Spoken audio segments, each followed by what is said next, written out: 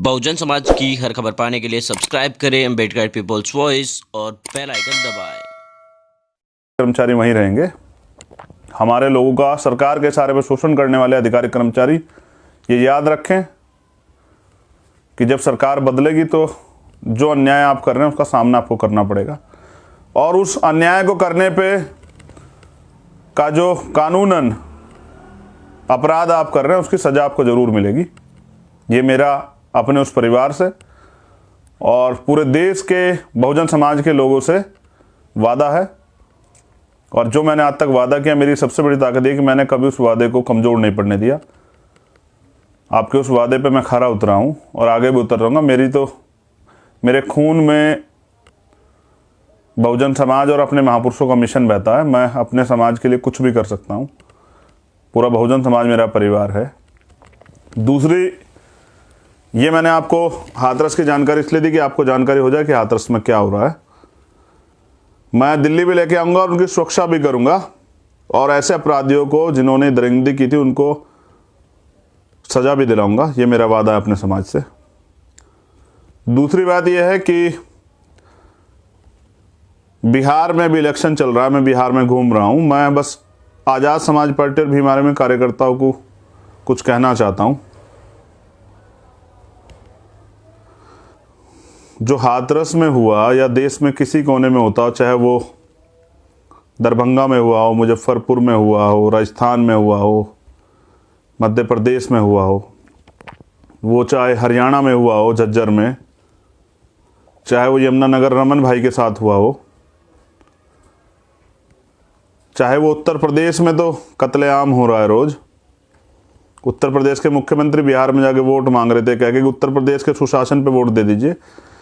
यानी कि वो चाहते हैं कि बिहार में दोबारा से उनकी सरकार आ जाए, भारतीय जनता पार्टी सरकार। वो हमारे लोगों का कत्लेआम जैसे यूपी में कर रहे हैं ऐसे वहाँ कर पाएँ। वहाँ तो बहुजन समाज के लोग थोड़े सक्रिय हैं, जागरूक हैं, आपस में भाईचारा है, तो इस वजह से ज़्यादा अत्याचार नहीं अभी सरकार वहाँ कर पाती।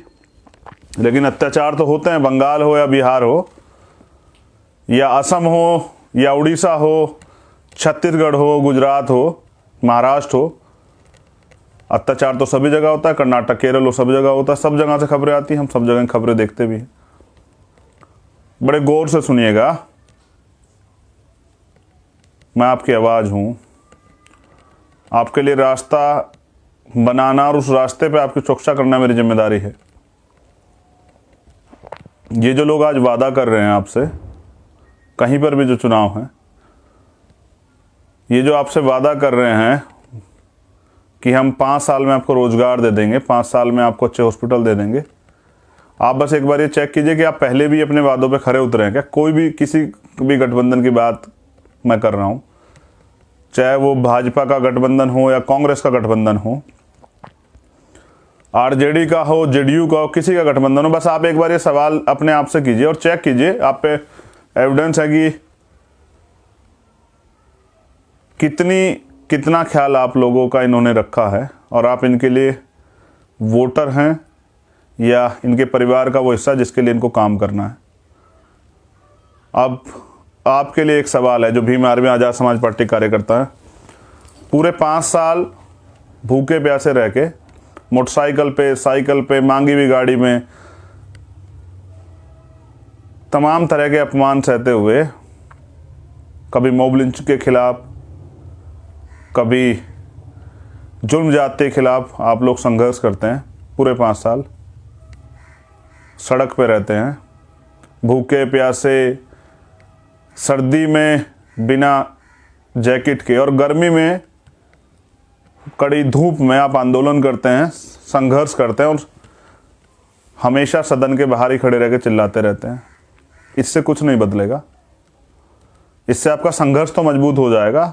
मान्यवर काशीराम साहब कहते थे कि जिस समाज की गैर राजनीतिक जड़ें मजबूत नहीं होती उनकी राजनीति कभी कामयाब नहीं होती। सामाजिक संगठन के दम पे, भीम आर्मी के दम पे आपने अपनी गैर राजनीतिक जड़ें मजबूत तो कर ली है, लेकिन जिनको आप वोट देते हैं वो आपके वोट को भाजपा कांग्रेस को बेच देते हैं। मैं किसी पे आरोप नहीं लगा रहा हूं, आप एक बार बस चेक कीजिए कि जब आप किसी को वोट देते हैं और क्योंकि वो समर्पित नहीं है, उनका मूवमेंट के प्रति कोई प्यार नहीं है, समर्पण नहीं है, संघर्ष नहीं है, तो उनको भाजपा कांग्रेस को वोट